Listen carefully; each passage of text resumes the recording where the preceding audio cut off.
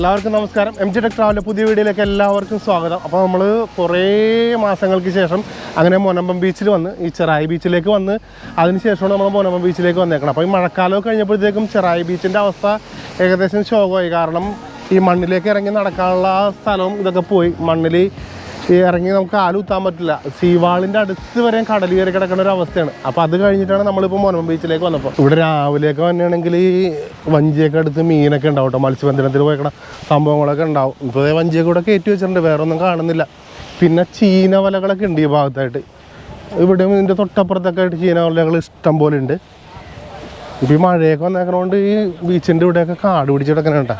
ഈ നടക്കണ വഴികളിൽ മാത്രമേ വലിയ കുഴപ്പമില്ലാണ്ടുള്ളൂ. ബാക്കിയുള്ള ഏരിയയിലൊക്കെ പുല്ലൊക്കെ വളർന്നിട്ട് എൻ്റെ അത്രയും ഹൈറ്റിൽ തന്നെ പുല്ല് വളർന്നിട്ടുണ്ട്.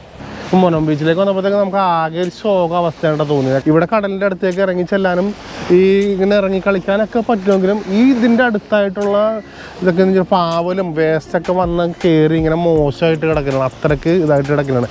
ഞാൻ മുമ്പ് ഇവിടെ വരുമ്പോൾ എന്ന് വെച്ചിട്ടുണ്ടെങ്കിൽ ഇവിടെ കുറേ വാട്ടർ സ്പോർട്സും കാര്യങ്ങളൊക്കെ ഉണ്ടായിരുന്നു. ഇപ്പോൾ അതൊന്നും കാണുന്നില്ല. എല്ലാ സാധനവും ഇതൊക്കെ ആയിട്ട് അതുപോലെ ഇവിടെ കളിക്കാനുള്ള സംഭവങ്ങളൊക്കെ ആണെങ്കിലും എല്ലാം നശിച്ച ഒരു അവസ്ഥയിലാണ്. പക്ഷേ ഇരിക്കാനും മറ്റുള്ള വ്യൂ ഒക്കെ നോക്കുമ്പോൾ നല്ല രസവും കാര്യങ്ങളൊക്കെ ഉണ്ട്.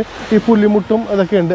ഈ പുലിമുട്ടും മറ്റുള്ള കാഴ്ചകളൊക്കെ കാണാനായിട്ട് ഭംഗിയാണ് ഈ മൊനമ്പം ബീച്ച്. അതുപോലെ നമുക്ക് ഇവിടെ ഇറങ്ങി ഇരിക്കാനൊക്കെ നല്ല സൗകര്യങ്ങളൊക്കെ ഉണ്ട്. ഒരുപാട് ഏരിയ ഉണ്ട്. ചെറായി ബീച്ചിനെക്കാളും ഒത്തിരി ഏരിയ ഉണ്ട്. ഇത് കണ്ട നമ്മൾ ചെറായി ബീച്ചിൽ ചെന്ന് കഴിഞ്ഞിട്ടുണ്ടെങ്കിൽ നമുക്ക് ഇതുപോലെ ഇറങ്ങാനുള്ളൊരു സൗകര്യമൊന്നും കിട്ടുമല്ലോ കേട്ടോ. ഇവിടെയെന്ന് വെച്ചിട്ടുണ്ടെങ്കിൽ നമുക്ക് ഇറങ്ങി കുളിക്കാനും കുഴപ്പമൊന്നുമില്ല. ഈ ഭാഗത്ത് ഇറങ്ങിയാൽ അധികം പ്രശ്നമൊന്നുമില്ല. കാരണം ഈ പുല്ലുമുട്ട് കണ്ട, ഈ പുല്ലുമുട്ടിൻ്റെ ഇപ്പുറത്തായതുകൊണ്ട് കുറച്ച് ആഴം കുറവായിരിക്കും. എങ്കിലും അധികം അങ്ങോട്ട് ഇറങ്ങിപ്പോണ്ടിരിക്കുകയാണ് നല്ലത്. പിന്നെ ചെറായി ബീച്ചിലെ പോലെ ഇവിടെ ലൈഫ് ഗാർഡ്സിൻ്റെ സൗകര്യമൊന്നും ഉണ്ടാവില്ല. എല്ലാവരും വരുന്നത് ചെറായി ബീച്ചിലേക്കാണല്ലോ. അപ്പോൾ അവിടെയാണ് ടൂറിസ്റ്റ് കേന്ദ്രമായിട്ട് കൂടുതൽ അറിയപ്പെടുന്നത്. അപ്പോൾ അതുകൊണ്ട് അവിടെ ആയിരിക്കും ലൈഫ് ഗാർഡ്സൊക്കെ ഉള്ളത്. പക്ഷേ ഇവിടെ വന്നു കഴിഞ്ഞാൽ നമുക്ക് ബീച്ചിലേക്ക് ഇറങ്ങി നിൽക്കാനും അതുപോലെ അസ്തമയം നല്ല രീതിയിൽ കാണാനും കടലിലേക്ക് ഇറങ്ങി കിടക്കുന്ന ഈ പുലിമുട്ടുണ്ടല്ലോ, ആ പുലിമുട്ടിലേക്ക് കയറി നിൽക്കാനും അതുപോലെ ഈ പുലിമുട്ടിൻ്റെ നിന്ന് നോക്കി കഴിഞ്ഞിട്ടുണ്ടെങ്കിൽ തൊട്ടപ്പുറത്ത് തൃശ്ശൂർ ജില്ലയാണ്, അഴീക്കോട് എന്ന് പറയും. ആ ഭാഗമൊക്കെ നമുക്ക് നന്നായിട്ട് കാണാനൊക്കെ പറ്റുന്ന സൗകര്യമുള്ളത് ഇവിടെ മാത്രമാണ്. ഞാനൊരു 5-6 മാസങ്ങൾക്ക് മുമ്പ് ഇവിടെ വരുമ്പോൾ ഒരുപാട് ഗെയിംസിനുള്ള സംഭവങ്ങളൊക്കെ ഇരിപ്പുണ്ടായിരുന്നു. വാട്ടർ സ്പോർട്സിൻ്റെ ഒക്കെ ഉണ്ടായിരുന്നു. ഈ കയാക്കിങ് അങ്ങനെ ഒരുപാട് സാധനങ്ങളൊക്കെ ഇരിപ്പുണ്ടായിരുന്നു. പക്ഷെ ഇപ്പോൾ ഒന്നും കാണുന്നില്ല. ഈ മഴയൊക്കെ വന്നപ്പോഴത്തേക്കും എന്ത് പറ്റിയെന്നറിയില്ല. ഈ സാധനമൊക്കെ എന്ത് നശിച്ചു പോയാൽ അല്ലെങ്കിൽ ഇത് നടത്തിപ്പോയാൽ ഇത് നിർത്തിപ്പോയാണെന്നൊന്നും മനസ്സിലാകുന്നേ ഇല്ല. എല്ലാം അടച്ചു പൂട്ടിയിട്ടിരിക്കുന്ന അവസ്ഥയാണ്. നമ്മളിപ്പോൾ വന്നതെന്ന് വെച്ചിട്ടുണ്ടെങ്കിൽ ഇതിൻ്റെ ഇടയിലൊരു ഗേറ്റ് ഉണ്ട്.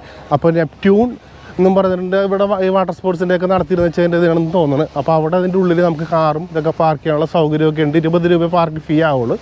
അപ്പോൾ അവിടെ ഒന്ന് പാർക്ക് ചെയ്തിട്ടുണ്ടെങ്കിൽ നമുക്ക് നേരെ ഈ ബീച്ചിലെ മണ്ണിലേക്ക് ഇറങ്ങി നടന്ന് ഇങ്ങനെ നേരെ പോരാം. അപ്പുറത്ത് കൂടെയാണ് നടന്നു പോകണമെങ്കിൽ ടൈലിട്ട വഴിയാണ്. അതിൽ കൂടി സുഖമായിട്ട് നടന്നിട്ടുണ്ടെങ്കിൽ നേരെ പുലിമുട്ടിലേക്ക് കയറാം. നേരെ അപ്പുറത്തെ സൈഡിൽ കാണുന്നതാണ് നമ്മുടെ അഴീക്കോട് ബീച്ച് കേട്ടോ. പിന്നെ ഇവിടുത്തെ ലൈറ്റുകളൊക്കെ പോയിട്ടത് ഈ സമയമായിട്ട് ഇവിടെ ലൈറ്റൊന്നും കത്താണ്ടായി കഴിഞ്ഞപ്പോഴാണ് ഞാൻ നോക്കിയപ്പോൾ എന്താണ് ഇതിൻ്റെ മുകളിൽ എല്ലാ സാധനവും പൊട്ടിച്ചിട്ടേക്കലാണ്. പിന്നെ ഇപ്പോൾ ആകെ കാണുന്നത് ആകെ ഒരു 2 കടകൾ കാണുന്നുണ്ട് കേട്ടോ. അവിടെ തന്നെ ഒരു കടയിലെ ലൈറ്റുള്ളൂ, ഒരു കടയിൽ എന്തോ എമർജൻസി ലൈറ്റൊക്കെയാണ് കത്തിച്ച് വെച്ചാണ്. ഇപ്പോൾ എന്തായാലും പുതിയൊരു അപ്ഡേറ്റ് വരുമ്പോൾ ഞാൻ അറിയിക്കാം. ഇപ്പോൾ നിങ്ങൾക്ക് ഇവിടെ വരാൻ പറ്റുന്ന അവസ്ഥയാണ് എന്തൊക്കെയാണെന്ന് ഞാൻ അറിയിക്കാം. അപ്പോൾ ഇപ്പോൾ ലൈറ്റില്ലാത്ത ഇരുട്ടത്ത് നിന്ന് നമ്മൾ ഇവിടെ പറയുകയാണ്. അപ്പോൾ വീണ്ടും മറ്റൊരു നല്ല വീഡിയോ കാണുന്നവരെ ബായ്. കാണാൻ പറ്റണ്ട, കാണുന്നത് എങ്ങനെയാണ് മക്കളെ, ഇവിടെ ഒരു ലൈറ്റും ഇല്ല.